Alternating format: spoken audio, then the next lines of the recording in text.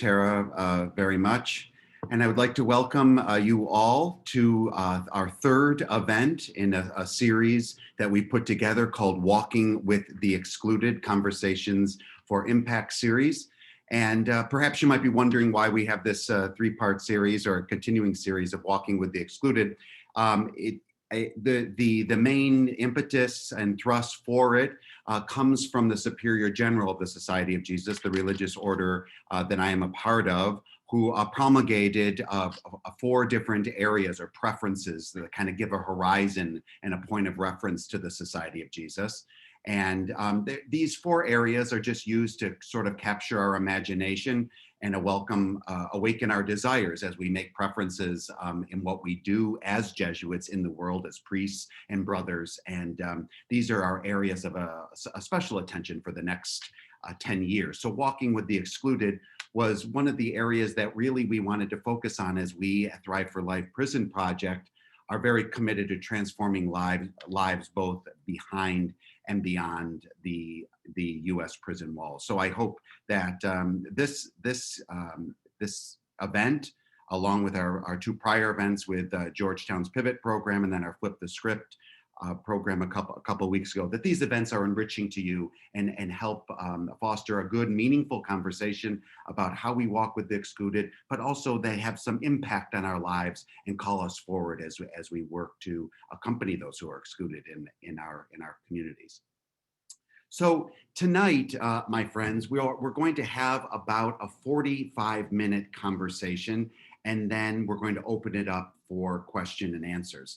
I would like to thank Tara DeWarsop from our office at Thrive for Life Prison Project, our development director, for putting this all together for us tonight. And I would ask that as questions do come up throughout the conversation tonight, that you just put those questions in the chat box. So right on the lower portion of your screen, there's an icon that says chat. You just click it and type in your question. And then after the conversation tonight, we will be having 10 to 15 minutes worth of Q&A.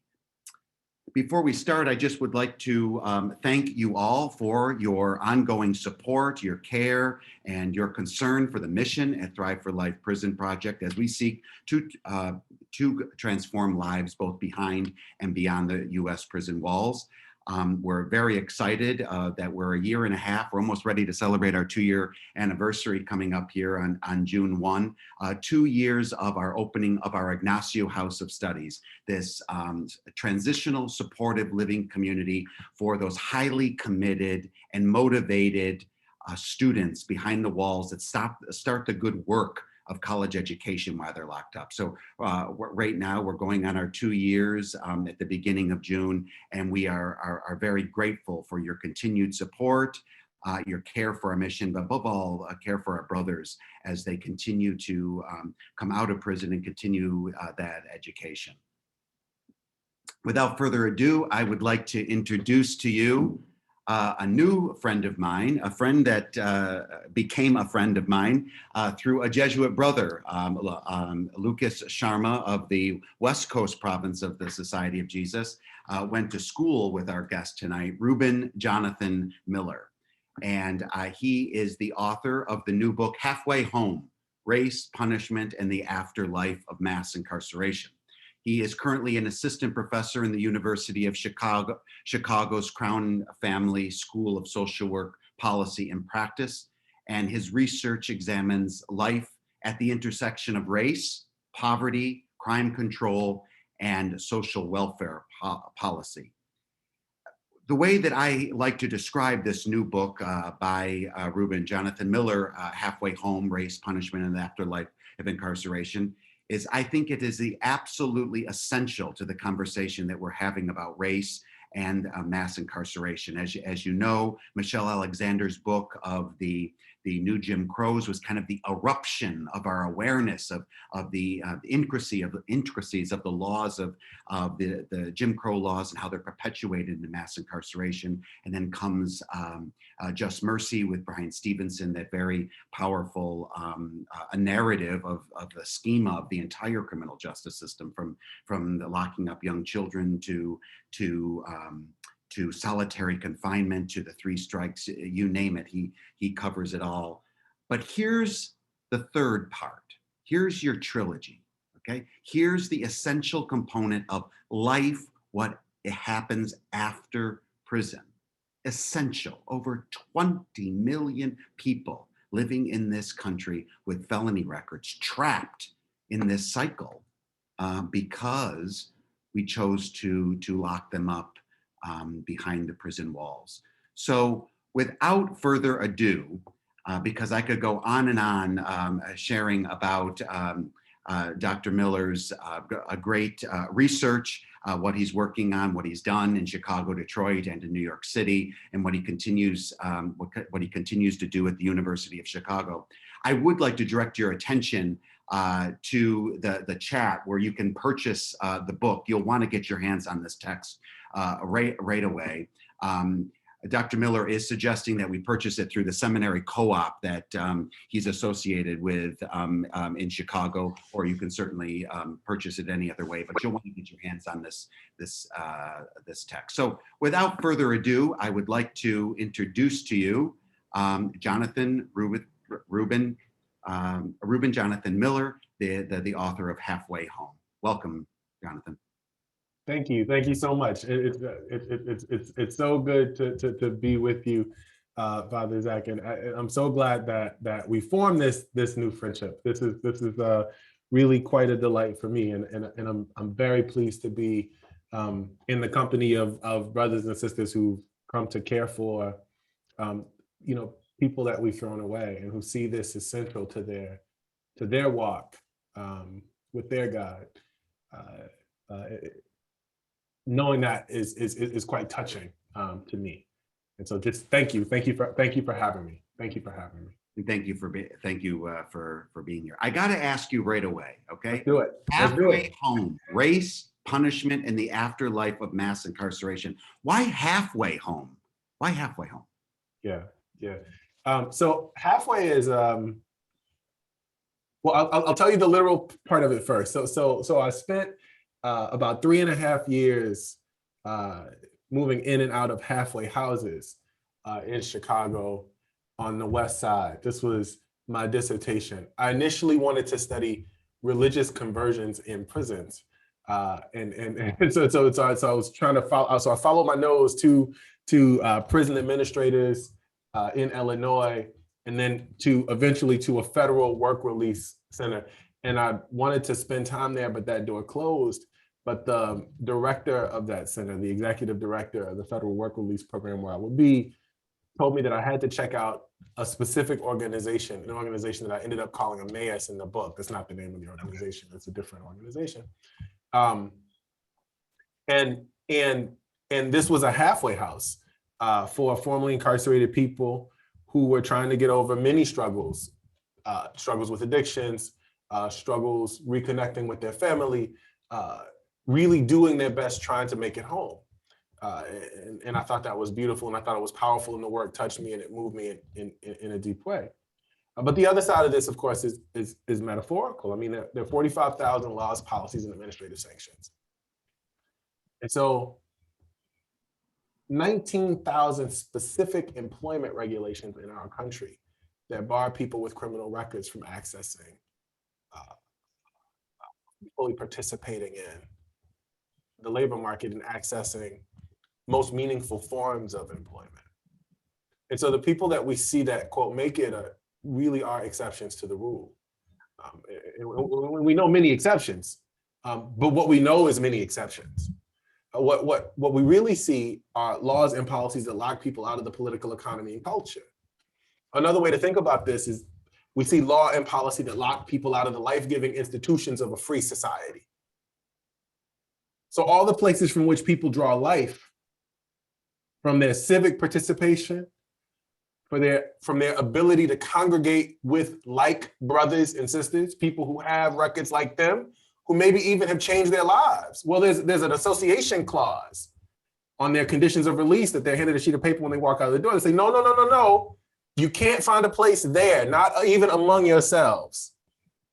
And so all of our laws and our policies prevent people from settling, from ever actually finding a place in society. So the other side of that is that people never quite make it home. They're always on the outskirts, always on the outside, acting something. They take up something that's quite apparition-like, being held just at bay, though they might be in the city, though they might be in the town, though they might be in the suburb, but there's really no place for them. They never quite make it home. Absolutely.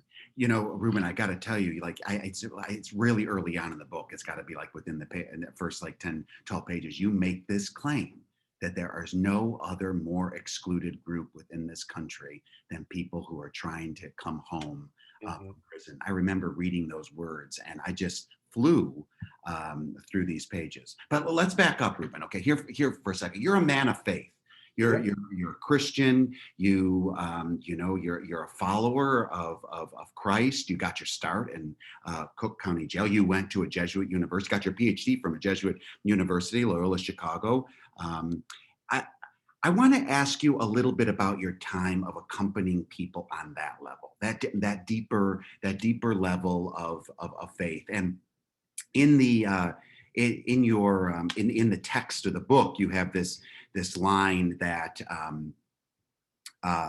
you said that, you know, while you were working doing the Bible studies and chaplaincy that you were describing, you said, no one asked me to do anything super unethical. I wasn't even asked to testify on anybody's behalf. Right. That's right. And you said the request that I got mostly from people was, will you pray with me and offer me a visit? I mean, that's powerful stuff, right? I mean, you're not, it's really not your credentials, your background, your you know, your academic pursuits. People are asking you to pray with them, or could you stop by and just visit me? Could you share a little bit of the fruits, the grace of that accompaniment you offered behind the walls, Reuben? Yeah, I appreciate that question very much. I mean, it's definitely how I got my start in this work. I was moved by scripture. I was moved by Matthew 25, of course. You know, when I was hungry, did you feed me? When I was naked, did you clothe me? When I was sick and in prison, did you visit me? And I asked my pastor at the time if we had a prison ministry, and she told me that we didn't, and gave me permission to begin one. And I hadn't had formal seminary training. I haven't been to seminary. I've been to divinity school, anything like that. I mean, I come out of a Pentecostal tradition, and so the idea of a calling works a little differently. And you know, in my tradition, school is important, of course, but the calling is the thing that is the license to go. And so we spent some time together to figure out what I wanted to do, and she gave me permission to go. And so I connected with an organization called Chaplains for Christ, and it's a parachurch organization run by another Pentecostal organization called Assemblies of God. And in that group, despite their problems, you know, we have some differences politically. You know, they're beautiful people. I love them dearly. I count them as brothers for sure. We certainly see the world very differently. But despite our political differences, you know, they show great grace and great love, and they went every day, just about. Somebody from this organization was in the Cook County Jail, or in some jail or prison somewhere in the world. They had visited prisons on you know, in many countries. A lot of their work took place in like Romania, specifically Mexico. But anyway, so I felt this as a calling, something that I wanted to pursue, and I was given permission to do it. I connected with this organization. A door opened. I went and I walked in the door. And so I would, my wife, while I was visiting the jail, my wife took to watching Lock Up Raw on television. So I'd be in the jail and she'd be watching Lock Up. You know, this dreadful show. You know, where you can go to prison for 24 hours a day and meet the worst characters there. And anyway, so we talk about, you know, sort of what was happening. She wasn't worried about my safety or anything like that. It was interesting that this was the moment when she decided to start watching this show. And so it was interesting. You know, people would often ask me while I was in there if I was worried or what happened. And there were certainly moments when things, as folks who visit jails and prisons know, I mean, guards leave you in rooms with men who are having, well, at least my experience, guards would leave me. I go in for a Bible study. I'd sit with men. We'd hold hands. We'd pray. We'd spend time together. But when I went in, the guards would leave, and they would leave me in the common area with the men. So the setup for the Cook County Jail was kind of like a wing sort of structure with an upstairs and a downstairs and stainless steel benches sort of on the ground, and I'd sit on the ground and sit with men who maybe would have been sitting there playing cards or spending time or eating or whatever they were doing, not smoking, but whatever it is they were doing. And we'd have Bible study there. And the guards would leave. And sometimes the guards would leave when men were having crisis. They'd have all sorts of crises because there are all sorts of problems that show up in American jails and prisons. We know from recent public health studies that hepatitis C is something like 9 times more likely to contract it if you're in an American jail or prison. HIV/AIDS, 5 to 7 times more likely if you're in an American jail or prison. Mental health conditions of all kinds express themselves in powerful ways in American jails and prisons because this is among the most marginalized group. We know that this is a group that is incredibly poor.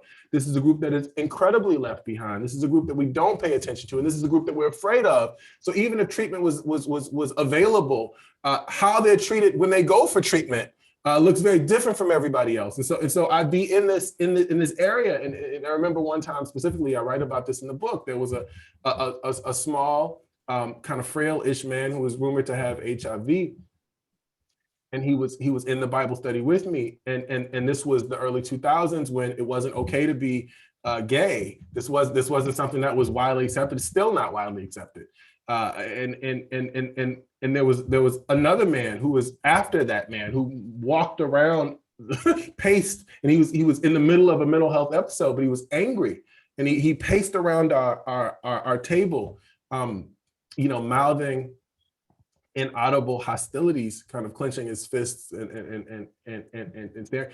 And the brother just asked me to pray with him. So I held hands and we prayed together and we stayed there. Okay, so that was maybe one of the wilder moments. One of the moments where I was like, okay, how's this gonna go? I'm not quite sure. How's it gonna go? And it went just fine. Nothing happened because people were grateful that I was there. What I found was that most people wanted very little from me. They wanted me to spend time with them. They wanted to tell me about, maybe they talked to me about their cases a little bit, but mostly they tell me about their lives, their childhood, what it was like for them growing up, how they knew how their grandmother dragged them to church, right? Like what they learned from there. Men would sing. They'd lead the song, and they look forward to the moments when we spend together and we sing our songs and we read our scripture. Men would lead the study, and they'd ask me to go visit their families, and they'd ask me to sit with their little cousins. And all they wanted me to tell their families, not send me some money or do this or that for me. Tell my mama I love her. Tell my son I love him. I'm thinking about him. So that boy knows that there's a man in a cage who loves me. He might be in a cage, but he loves me. This to me was powerful. And it was a blessing for me to be able to spend time with those families. And sometimes I'd see those same men, you talk about accompaniment, walking together.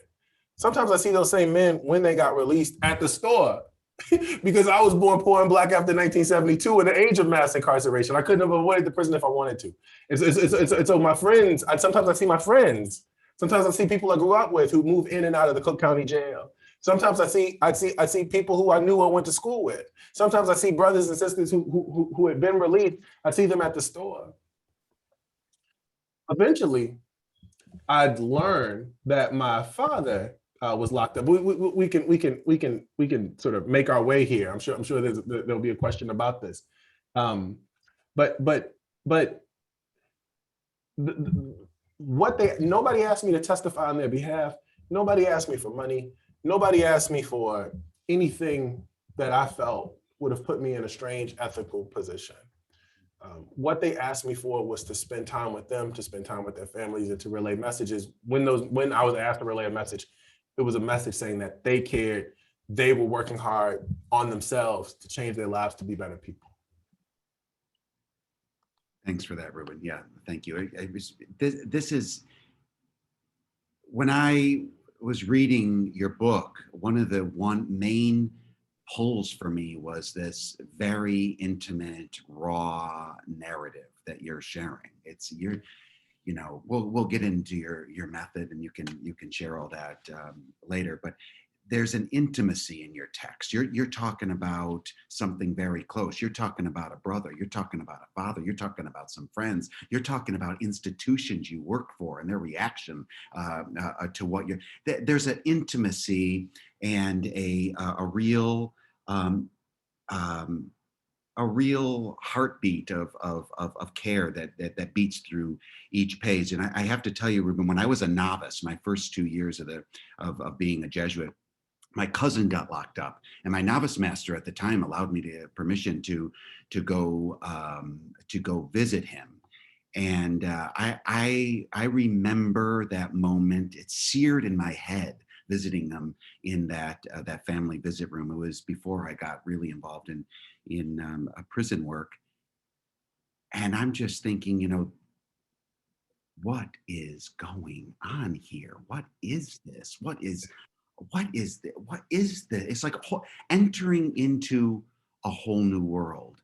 Yeah. And, one of the things, Reuben, that we do at Thrive for Life is we go in as retreat teams, different faith communities. They're trained, and they offer these reflective and meditative resources for an examined life that are based in the tradition of St. Ignatius of Loyola and his spiritual exercises. And I mean, Reuben, we're going deep, right? They're praying for their mother. They're praying for their baby mama who doesn't know if they're still alive, or this kid who is having trouble in school. I mean, they're knocking on heaven's door. I mean, they're storming heaven, and you're like Moses standing on this holy ground in the midst of the power of this. And then you find out, I don't have any place to go when I get out. I can't go back here. Oh, they won't let me live there. And Reuben, you make this point. You can be good for you to offer a little bit about your methodology behind the text, but also this whole issue of housing. Okay, I followed 250 people over the course of the years, spending time with them, trying to understand what life was like for them when they returned home, and everyone, without exception, was unable to rent an apartment in the very beginning on their own without help from others. That's this crucial Maslow hierarchy of needs, right? We're back to Maslow. Right. This housing, this base part. Right. Could you speak a little bit about that, maybe even in the context of your own family situation? No, for sure.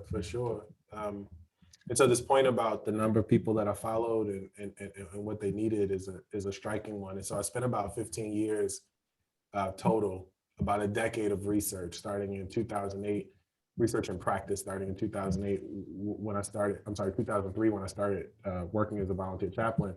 But the research started in 2008 when I was doing my dissertation in these halfway houses that I mentioned before. And I interviewed about 100 people in Chicago, about 100 people in Detroit, 90 people in Detroit, 60 men and 30 women, and another 50 or so people in New York City. I also spent time with city officials and people who ran halfway houses and clergy and local policy makers, members of things like human rights boards and councils, to try to understand the service framework, but also the experience of people who were moving in and through these systems. And of the 250 formerly incarcerated men and women that I followed, as you mentioned, without exception, none were able to find a place on their own, not in the first few months. They needed help from others because there are thousands of housing laws that bar them from access to housing, whether they even be affordable or we're not even talking about affordable housing. We're not even talking about the kinds of housing that one can sort of get and maintain, because what we have is a social policy of exclusion. We have a social policy of exclusion, 45,000 laws, policies, administrative sanctions that bar people with criminal records, and only people with criminal records. This is the point you make about that you asked about the level of exclusion that is exclusive to them, a kind of exclusion that comes with the criminal record, that comes with especially the felony record, and that only escalates with the seriousness of the felony. But once you get to the point of felony conviction, these for these 19.6 million people, these 20 million people you mentioned, it doesn't matter if you were convicted of a sexual offense against a child, or having enough marijuana for them to stack it, or having stolen over $500, depending on the state that you live in. The landlord has a constitutional right to reject your housing application. Anyway, this is the point about never quite making it home. In this case, literally home. You mentioned something about my proximity to this situation. You asked me to talk a little bit about my brother. Well, two things happened that made me write the book in the way that I wrote it. The first was through the experience of practice. So being a chaplain, a volunteer chaplain, a religious volunteer in the Cook County Jail. I'd already done this for probably 3 or 4 years. When I got a call from a woman who met a man who looked like me. And that man turned out to be my brother. She was a beautician working in a beauty salon. And I think that he must have thought that she was flirting, right? But this was my friend, right? So my friend hits me up and she's like, yo, I met a brother who looks like you. This is his name, this is his number, give him a call. Turns out this is my brother. My brother connects me to my father. Now, I hadn't seen my brother in some time. I should mention that we grew up in foster care. So the first few years of my life, I was in foster care, and so I lived with some of my brothers and not others. I have 5 brothers. Anyway, so I meet one of them, and I learned that he had been to prison. And I'll talk about this in the book.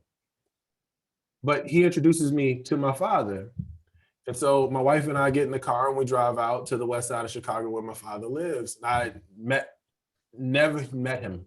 I'd heard his voice once when I was a kid. He came to visit. I remember the day he knocked on the door. I was about 12 years old and I heard his voice through the hallway. My grandmother answered, my grandmother who took us out of foster care and raised us.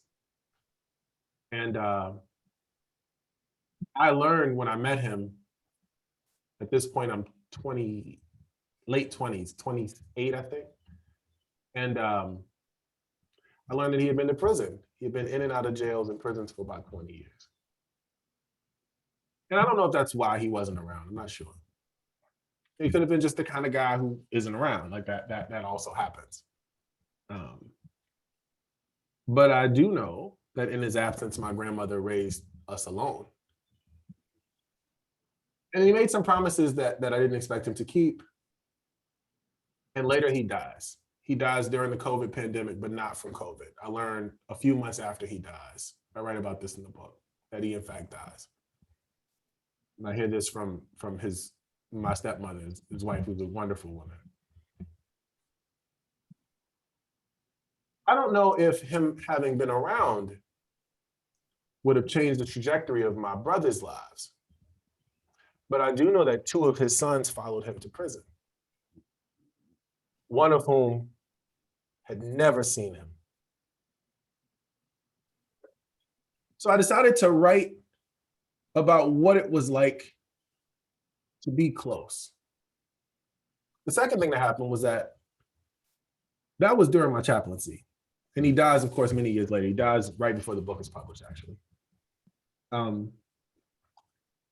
And I didn't experience this as a loss, though it's a little heavy to talk about. But I didn't experience this as a loss because my grandmother was fantastic. This is a woman who packed her bags and left Louisiana, Baton Rouge, Louisiana, during one of the waves of the Great Migration at the height of American racism, and puts herself through secretarial school. You know, who goes and saves 3 bad boys, takes us from foster care and raises us, gives us a book a week to read. Right, one of whom she sends on a trajectory to go be a professor at an elite university. She didn't live to see that happen, but she lived to see me go to college. you know, and I'm grateful for that. I'm grateful for that. But she was a wonderful woman, and she wasn't sweet. Dorothy Jean Miller was not sweet. She was serious. She had 2 dresses that she pressed every week. Just 2 though. That's what she had. She made $8 at the height of her career. But she pressed those 2 dresses, and she pressed my white shirt that I would wear. The one white shirt, I would wear it every week. And she sent me off to Sunday school, the Lutheran Sunday school. She wasn't a sweet woman. That wasn't her way. She was serious. She was serious about us. But anyway, I go off to college late. You know, I went to the military. I bartended for some years. Was got married. You know, trying to figure out raising children, like these sorts of things. And I go to graduate school, and then I start my project, my research. So what began as an ethical commitment to people who've been locked away, expressed itself as an intellectual curiosity about what mass incarceration does, what it looks like, what it feels like, the experience of it. And then I start doing research, start following people through halfway houses. And then I go and start doing work in Detroit. And while I'm doing this work in Detroit, my brother is arrested and sent to prison. And it occurs to me that I must write about this, that I must write about what it means to care for him, because I'm following families who are caring for their loved ones. And that closeness allows me a kind of insight into their lives, which we can certainly talk about. But like everyone I followed, when I allowed myself to get close, I started to see things that I probably may have missed. Like everyone who I followed, my brother had a terrible time finding housing, and I would co-sign for him. I would put my name up for him. I offered to pay. I offered his landlords to pay, but no one would rent him a place to stay. And he couldn't stay with me because I rented an apartment. And if my landlord knew that I had a convicted felon in my apartment, my family would have been evicted. And then I moved to university housing, and I let him stay off and on. But he couldn't stay for good because we would have been evicted.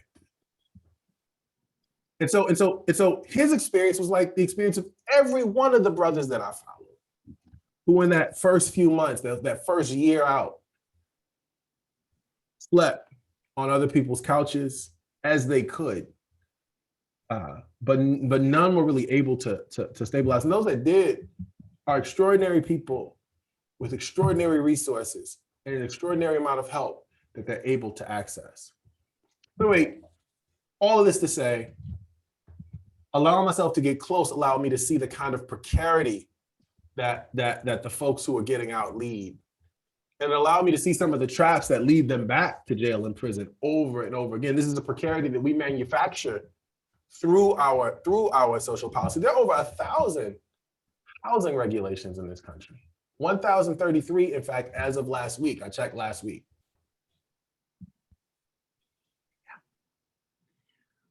Reuben, you have this very powerful line about family in there, dovetailing on what you're talking about with your father and your brother. You say, when they incarcerate a man or a woman, that they're locking up a family with them, that they're a son or a brother or a father or an uncle, or someone's child. And you go on to even make economic arguments about, not having that income to sustain the family. I mean, the ripple effect is incredible. Reuben, I want to turn for a minute to, at Ignacio House of Studies, we're very committed to these very motivated brothers and sisters behind the walls who have started the good work of college education. And we know that the 1994 Crime Act depleted those Pell Grants and almost wiped out, another way of punishing people behind there, wiped out access to college education. Thanks be to God, that is being reinstated.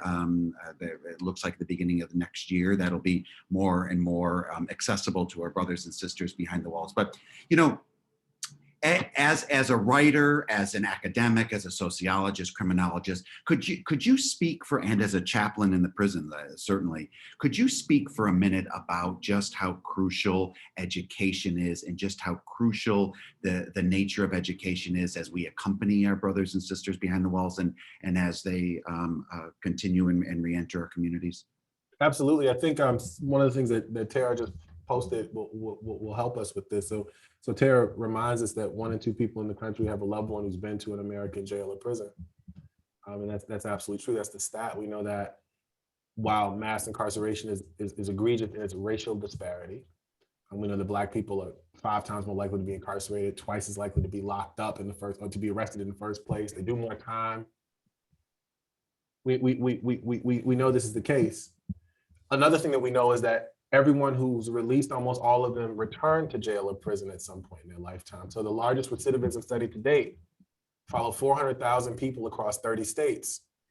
And what it found was that over 80%, something like 83% of the people who were locked up were rearrested within 5 years. They found that half that group was rearrested within the first year and a full third within the first 6 months of their release from jail or prison. And then they did the study again, extending it for 4 more years. And they found that after 9 years, well over 80% recidivated.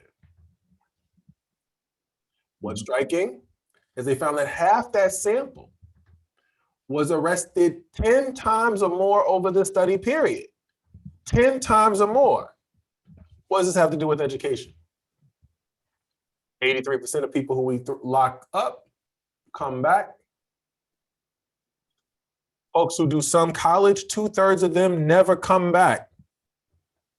That's right. Never come back. Why is that? Why don't they come back? It's not just because they're able to find employment.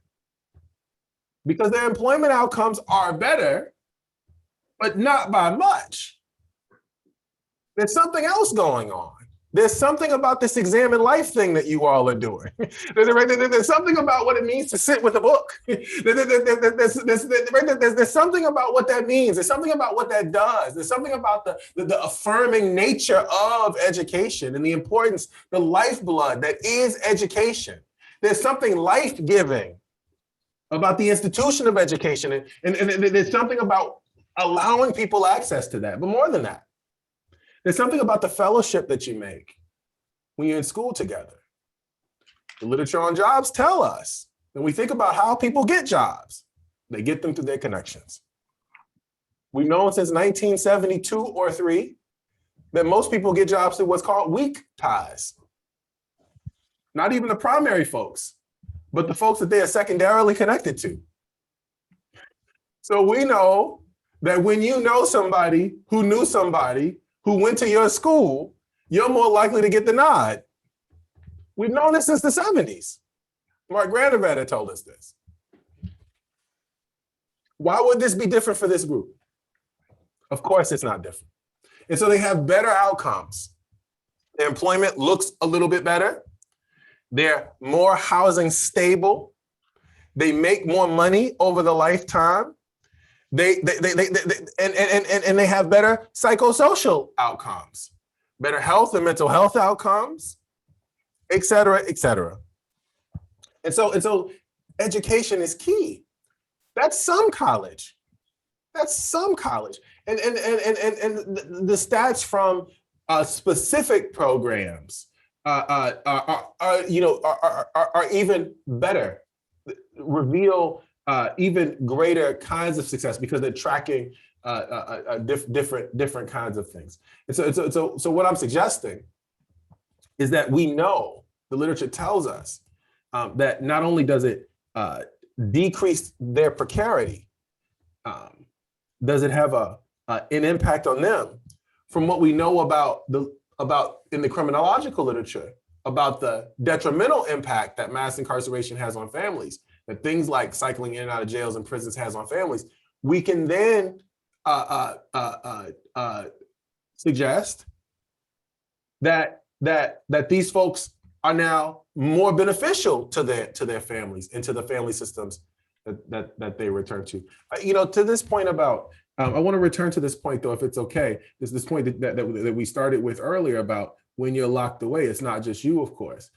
Half of all prisoners. So we started with 1 in 2 people have a loved one who's ever been to an American jail or prison. That's 1 in 2 Americans. That includes about 44% of Black women who has a currently incarcerated loved one, and something like 1 in 8 white women in this country that has a currently incarcerated loved one. That includes the 49% of Black boys who'll be arrested by the time they turn 23, and the 38% of white boys who'll be arrested by the time they turn. This giant American problem, mass incarceration that affects and impacts us all. We don't think about how it affects and impacts us all. We also don't think about the fact that the people you lock away, half of those folks have children. Half have children, men or women. Something like 2/3 of women have children.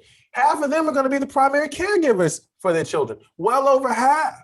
So we see directly, but even further, each one of those people is not just a mother or father. That's not the only way that we gain or get value. That's not the only way. They're also someone's child, someone's brother, someone's son. There was a study by the Ella Baker Center called Who Pays? And what it did was track, you remember this study, the financial outcomes related to caring for someone in a jail or prison. And they found that people were going bankrupt paying for collect calls, paying for visits to prisons, paying for legal fees, paying the costs associated with caring for a loved one who's inside, entire families going bankrupt, families that are already precarious. And so what we've done through our social policy, and why this is important, is we've created more precarity. And all the social science literature, any criminologist worth their salt will tell you unemployment, housing instability, and addiction without access to treatment all lead to further crime and criminality, all lead to rearrest. But there are 19,000 employment regulations that prevent you from getting a job. There are thousands of educational regulations that prevent you from accessing education. There are thousands of civic regulations that prevent you from accessing and fully participating in civic life. Allowing people access to education is one way that reduces precarity and increases stability. We need it. Absolutely. Thanks, Reuben. Reuben, we have a few minutes left, and I need to ask something about how your book kind of wraps up, and I'm not going to give away the book, but recently there was an article in the Theological Studies journal by Catherine Gedek-Soltis. She's a Christian ethicist at Villanova, and she came out with this article, Order, Reform, and Abolition. And she's talking about the Catholic imagination of prisons and punishment. And really, you hit on a little bit of this in your book, actually, the Augustinian and Anselmian notions of atonement theory that have brought into the Christian imagination and have kind of perpetuated the system of punishment and need for moral order within our society. And at the end, she kind of wraps up with proposing some reforms, based on real deep understanding of the dignity and worth of the individual, the restorative justice movement, other social justice movements, even prison abolition. But I want to tell you something, Reuben. The end of your book, where you have this invitation to proximity, I thought was so powerful. This invitation to nearness, to closeness. Like, folks, hold off on your article. Folks, hold off on your lecture series. Folks, hold off. Actually, draw close, draw near. And it's that image that kept coming to me at the end of your book of the image of the Good Samaritan, the brothers in the ditch, okay? It seems to me that the message of Jesus Christ is that when you see evil, you resist it. You resist it. And one of the ways that you're proposing is coming close, being with the other so that there is none other. There is just us. We are one human family, and we are people created in the likeness and image of God. Would you be able to kind of share a little bit with us about this notion of proximity and closeness, and then we can field some questions from our community? No, absolutely. Absolutely. Thank you for that. The book ends with a call for us to imagine a world in which the people we throw away, even the people who've harmed us, might have a place. It's a call for belonging. And that comes from a hard fought ethical commitment from a dear brother. So, of course, me wrestling with my own ethical commitments in relation to caring for my brother as I follow brothers and sisters who are caring for their brothers and sisters. Of course, that one, but there's another one. There's a brother, Ronald Simpson Bay, who does, and he's a dear friend. I'm honored to be able to call him a friend and a brother. And Ronald did 27 years on a wrongful conviction, and during his time away, his son was murdered. So about midway through his sentence, his son is murdered. And Ronald advocates for the murderer of his child, the child who killed his child. The 14-year-old killed his 21-year-old son. And I asked Ronald why he did it. Why'd you do it? Did you love this kid? In the Lifetime movie that might get made, someone like Ronald will do tours, and they'd be on the speaking circuit together, and they'd hug at the end of their talks, and there'd be tears, and there'd be dinners, and this child will become like Ronald's own son. And that's one version of proximity. That's one version of closeness. That's one version of drawing near. And another is the ethical commitment that draws near even when you don't want to. Ronald, do you love this child? Ronald doesn't tell me he doesn't love him, but I imagine that I wouldn't. He killed my kid. So I asked Ronald, why'd you do it? And Ronald said, because why'd you advocate that child not be tried as an adult, not do time in an adult prison? Why'd you advocate in such a way that child would be able to make a life for himself once he became a man? He said, because throwing away that child's life would not bring back my son. He said, it wouldn't have been the right thing to do. That child deserves to be in this world. That child deserves to have a place in this world. That child deserves a community that cares for him because he's a human being. And no matter what he did to me, that's a human being that deserves a place in the world. Ronald did it out of an ethical commitment, not out of a feeling. That's love to me. That's a very deep and powerful love. He drew close to this boy, not rhetorically close, not Thanksgiving dinner close, not lovely cards exchanged one to another close, not pay for your college clothes. No, I will defend you close. I will fight for you close. Despite how I feel in this moment, Ronald's not Christian. Ronald is a member of the Moorish Science Temple. Ronald leaned on his ethical commitment to this child, to this human being, and he fought for him, and he won. He also fought for and won his own place in the world. He got himself out of prison. He advocated for himself, and they found that this was a wrongful conviction. They reversed the charges. There were some tricks that the state played. You can read to hear about those things. But man, that was powerful. And what did that teach me? That taught me a lot about vulnerability. If the Samaritan is hated, there might be good reason. But the brother's in a ditch. Come on, brother, get on my horse. Let me take this money I was going to bring home to my family, and let me extend it to you. And we might be a little hungry. We might have to eat some peanut butter sandwiches for a little bit. But you know what? We okay. And you're in need. And it might hurt. And it might be scary.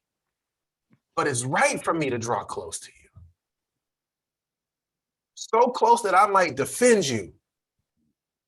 So close that I'll fight for you. So close that I'll make sure you have a place in this inn where you can recover, where you can catch your breath, where you can find a life for yourself.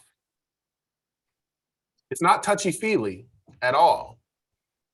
It's not sentimental at all. It touches me deeply. I want to cry, like thinking about what Ronald has done and what his sacrifice calls for. But it's not touchy-feely. It's something else. It is an ethical commitment, and it requires us to draw close, and drawing close requires us to be vulnerable, and that vulnerability allows us to connect in ways that we wouldn't ordinarily be able to connect with the other. So much so that we no longer look at the other, as you beautifully put. That's my brother, no matter what he did. Even to me. This is a challenge. This for me is a challenge. Spiritually, emotionally, it is intellectually, it is a challenge. But the challenge is, what kind of world would I make if I believed that even people who harm me might have a place in it? What kind of law and policy would I pass if I believed even the police people who harm me had and deserved a place in the world simply because they're fully human participants in our human community with all its flaws and foibles? I can't wait until I get over my racism. I may never. I can't wait till I get over my homophobia. I may never. I can't wait on me. I have to do this from a place of ethical commitment. You know, and that's what I hope people walk away from when they read this book. That's where the grace is, right? Like when you get to that place, right? Like grace meets you. This is the beauty of having a God, right? Like the beauty, right? like a part of the beauty of this whole thing, right? Is that God meets you in this place where you act, even when you don't want to, even when you don't feel it. You know? Anyway, to me, there's something quite beautiful about that. But you also learn new things. That's part two. There's a benefit to it. So by allowing myself to be moved and touched by the lives of other people, by allowing myself to get in touch with my own fears and problems and pains, and I'm taking too much time to answer this question, I'm gonna stop. I'm gonna shut up right now. But by allowing myself to draw close, I learned things that my colleagues either didn't learn or won't write about. And there's a benefit there. Oh, amen, amen, Reuben. Thank you for your prophetic witness. Everyone, we have Reuben Jonathan Miller here from the University of Chicago, the author of the new book, Halfway Home, Race Punishment and the Afterlife of Mass Incarceration. I would be ordering a couple of copies of this tonight. I told Reuben before we got on the interview tonight that I have depleted Barnes and Nobles in Union Square in New York City twice. They always have 3 copies. I just buy them. I'm just making sure they're replenishing their shelves. So definitely order this tonight. Now we have a few more minutes, and some of our community has some questions for you, Reuben. Let me just dive right in here if you don't mind. So Joe Connor asks a question about skills and training necessary as people are reentering. What basic computer skills are expected for newly released prisoners in applying for their first jobs on many levels? State prisons, they don't seem to offer education other than a GED. The New Jersey State Prison in Trenton, there's no computer access to prisoners. Use of library for appeal preparation is available. But what kind of skills are we looking for? Thank you so much for that question. It's a powerful and important question. It's exactly the kind of things that I think we need to be thinking about. I think we need to take on the perspective of people who are coming out to better understand how best to meet their needs. And this is one very important area. So people need to be able to navigate the internet. They need to know how to fill out job applications. They need to know how to they need a level of internet literacy. Addressing this is very important. We know that in most prisons, as you mentioned, there is no access to the internet. And what one scholar, Susila Gurusamy, finds following formerly incarcerated women, for example, is that because they lack, they're not allowed access to learn how to navigate the web, and there's a kind of internet literacy that folks don't necessarily have, especially if they've been gone for a long time. That formerly incarcerated women that she followed were preyed on by all kinds of scam artists on the internet. She talked about this is the carceral web, so they fall into fraud.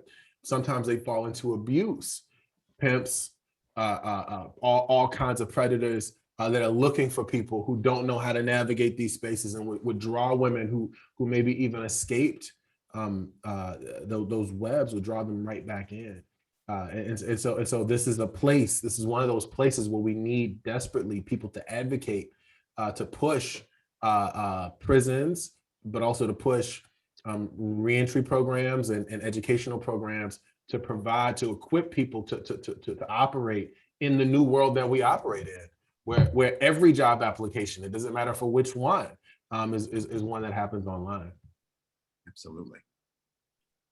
Thanks, Reuben. I would like to share a question with you that comes from one of our brothers, Don. He was on our retreats all the while. He was locked up in the New York State Department of Corrections and a couple of the facilities that we offer retreats, and has been with us as he has gotten out. Don's a wonderful man and a great contributor each week to our hour of prayer. He served about 32 years, but I just want to ask this question on behalf of our brother Don. He says that I got 2 college degrees and a master's in my first 6 years, a master's while he was at Sing Sing here in New York. And I was out a year, and then he was accepted to Duke University, Duke Theological School. I mean, it's incredible. The North Carolina parole would not accept his transfer to Duke, so he's waiting for next year to get off supervision to move to Duke.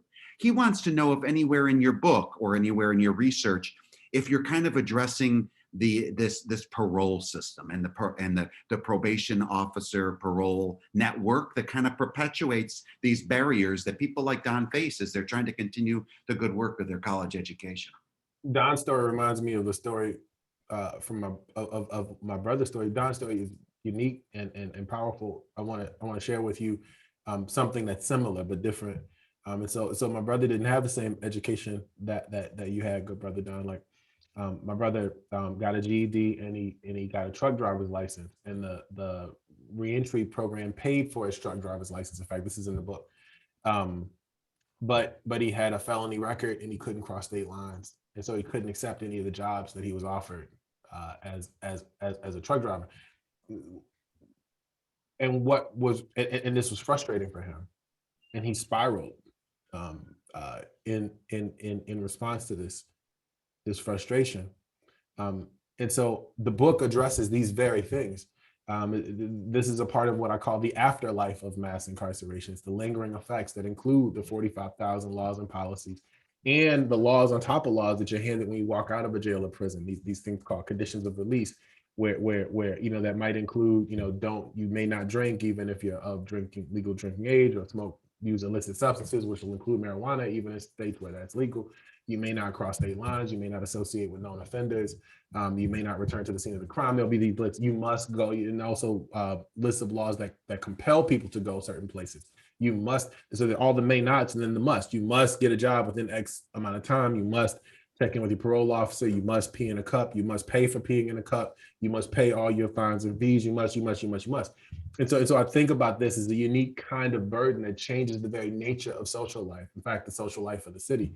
And so it's a key point and a key part of the book. And I hope if you get a chance to check it out, there'll be a copy in the Ignacio House Library. If you get a chance to check it out, I hope you'll see some of those things reflected in those books. In the book, I certainly tried to make sure that we're thinking about these very questions. Thanks so much, Reuben. And actually, that's our time for this evening. For those who did have comments in the chat, please know that we will if you put your email address down, I'll definitely get back to you, and Tara will get back to you tomorrow with some follow-up. So please just put your email address in the chat, and we'll take the comments after the event tonight. Reuben, I just want to thank you. I want to thank you very deeply for your prophetic witness, for your academic rigor, but above all, for your commitment to the proximity to our brothers and sisters who are often forgotten in our country, who I agree are some of the most excluded, especially as they become visible after being so invisible for so many years behind the walls. They become visible in our communities. They take on another level of exclusion. Thank you for highlighting that for us. Thank you for your prophetic witness, and thank you for all the academic rigor that you bring to this subject matter. Thank you for being with us tonight. Oh, it was my great honor. Thank you so much for having me, and I look forward to continuing our relationship. Thank you, thank you. So to all our friends tonight who have gathered, I'd like to thank you. I'd like to thank Tara DeWarsop, our Director of Development at Thrive for Life Prison Project, for organizing this and putting together all the details that she does so wonderfully. So I think that since we had kind of a class tonight, there's two homework assignments. Number one is log on and purchase Reuben Jonathan Miller's book tonight. You'll want it, and give it as a gift to somebody that you know. And the second thing is log on to thriveforlife.org and email us at info@thriveforlife.org and become involved in this movement, become involved in a community where we can draw close to our brothers and sisters who are most in need. Thank you all. Thank you all for your time, and may God continue to bless you and all our brothers and sisters behind the walls. Much peace.